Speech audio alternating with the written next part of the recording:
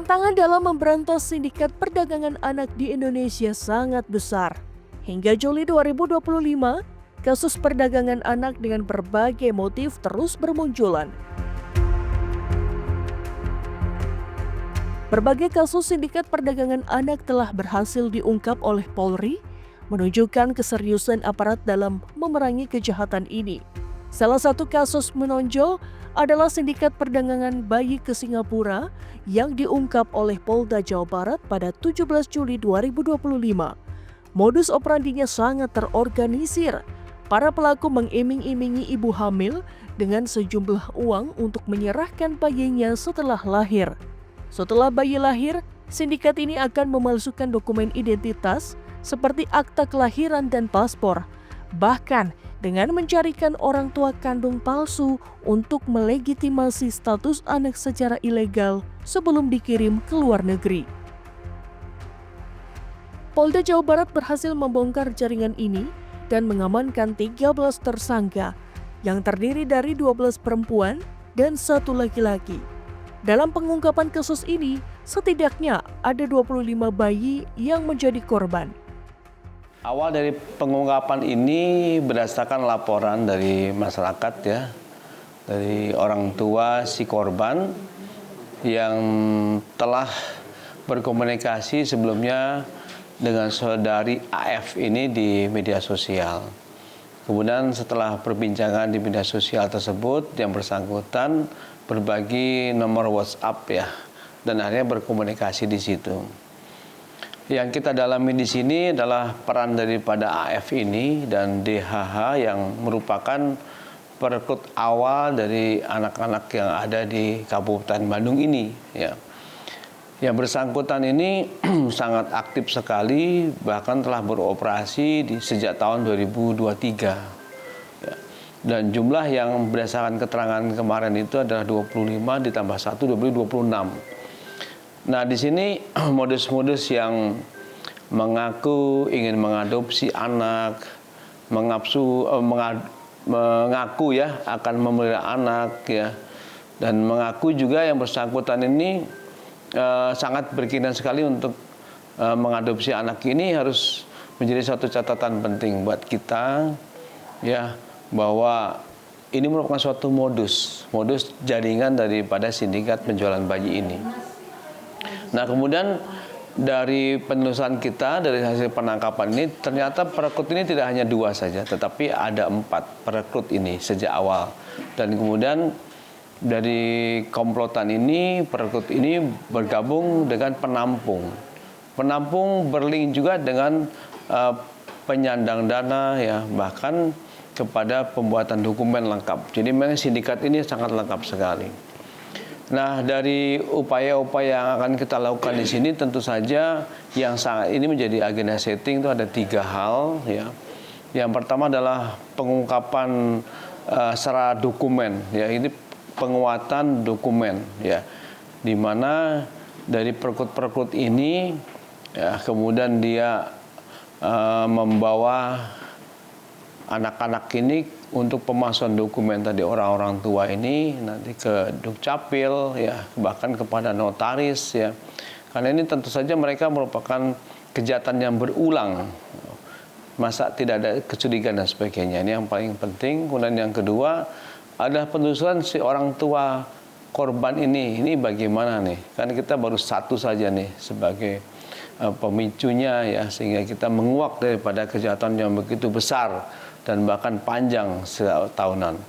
Terus yang berikutnya tentu saja kita akan cari link up-nya kita ke berbagai negara ya, apakah hanya Singapura saja atau lokal Jakarta yang sudah kita ungkap tadi.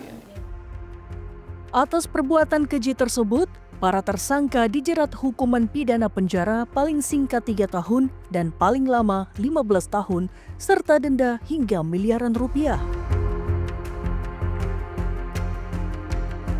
Skema jahat sindikat perdagangan bayi juga terjadi di Kabupaten Ngawi, Jawa Timur. Polres Ngawi berhasil membongkar praktek perdagangan bayi yang dilakukan oleh sepasang suami istri dengan modus adopsi palsu.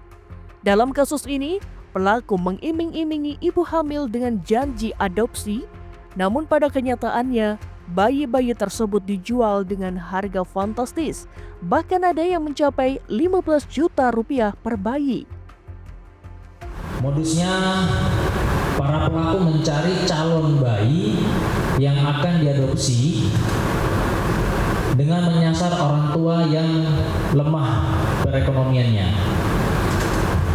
Jadi mereka mencari sepasang suami istri yang ekonominya lemah untuk menjadi target mereka. Setelah menemukan, pelaku melakukan komunikasi secara intens dengan berperan sebagai pasangan suami istri yang meyakinkan kepada suami istri yang dalam hal ini ekonominya lemah atau kurang untuk menawarkan jasa terhadap suami istri tersebut yang ekonominya lemah agar anaknya diadopsi.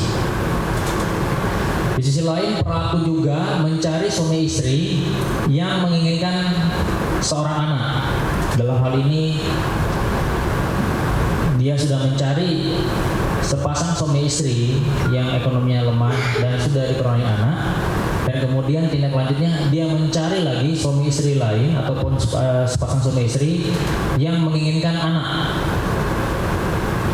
Kemudian dia lakukanlah transaksi jual beli baik terhadap si niat untuk mengadopsi maupun juga terhadap orang tua yang memiliki anak.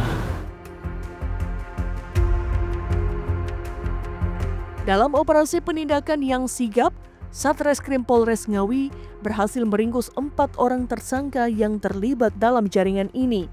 Para pelaku diketahui telah menjual setidaknya 10 bayi di berbagai wilayah, termasuk Surabaya dan Jakarta. Ancaman hukum bagi para pelaku tidak main-main, yaitu pidana penjara paling singkat 3 tahun dan paling lama 15 tahun, menunjukkan keseriusan hukum dalam memerangi kejahatan perdagangan anak dan melindungi kelompok rentan. Tidak hanya itu, Polda Metro Jaya juga berhasil mengungkap kasus prostitusi anak yang dikendalikan dari dalam Lembaga Pemasyarakatan Cipinang oleh seorang narapidana berinisial AN. Kasus ini menunjukkan betapa liciknya para pelaku yang mampu mengendalikan jaringan kejahatan dari balik jeruji besi, memanfaatkan media sosial dan grup Telegram untuk merekrut korban, mempromosikan, dan mengatur transaksi. Orang yang melakukan pemesanan ini juga akan kami tidak lanjuti dan akan kami dalami. Jadi kami juga memohon waktu rekan-rekan karena ini juga baru. Ke depan kita akan terus mendalami dan mengidentifikasi dan mengungkap siapa-siapa saja para pelaku yang telah melakukan pemesanan atau mengeksploitasi anak. Baik, saya perlu jelaskan tambahkan, mohon maaf tadi saya terlupa, bagaimana skema pelaku ini mulai dari merekrut sampai menerima pembayaran. Berawal dari para pelaku ini berkenalan dengan perempuan anak di bawah umur melalui akun media sosialnya, Facebook tadi yang sudah disampaikan oleh Bapak Kasubit Pemas. Kemudian pelaku nanti akan mengajak secara terang-terangan, menawarkan kepada korban dan mengiming-imingi korban sebagai pekerja seks komersil, mengiming-imingi uang mulai dari 800 hingga 1 juta rupiah setiap kali melayani orang yang memesan. Kemudian pelaku ini setelah ada persetujuan dengan si anak, maka pelaku membuat grup media sosial Telegram. Di dalam Telegram ini dia mengiklankan dan memasang foto anak dengan menggunakan seragam sekolah dan mempromosikannya. Setelah ada orang yang tertarik dan melakukan komunikasi dengan pelaku, selanjutnya pelaku akan menentukan di mana lokasi hotel yang akan disiapkan dan berapa jumlah pembayaran yang harus dibayarkan. Jadi setelah deal, maka si pelaku akan menghubungi korban anak dan mempertemukan pelaku yang mengeksploitasi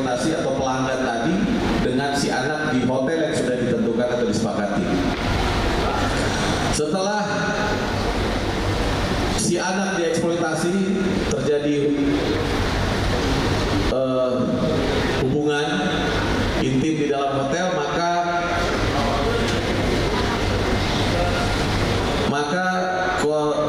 pelaku yang mengeksploitasi tadi, pemesan tadi yang open BO akan membayarkan uang tersebut dan hasilnya akan dibagi dua.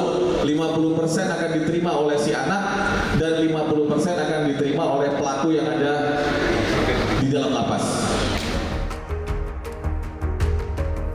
Meskipun upaya penindakan terus digencarkan dan berbagai kasus besar berhasil diungkap, Polri dihadapkan pada sejumlah tantangan.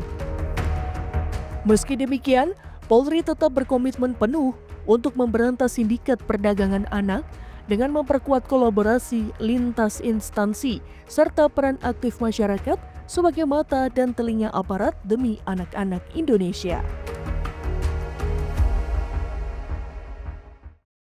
Anak-anak adalah amanah sekaligus aset paling berharga yang harus kita jaga. Mereka berhak tumbuh dalam lingkungan yang aman, penuh cinta, dan bebas dari segala bentuk kekerasan dan eksploitasi.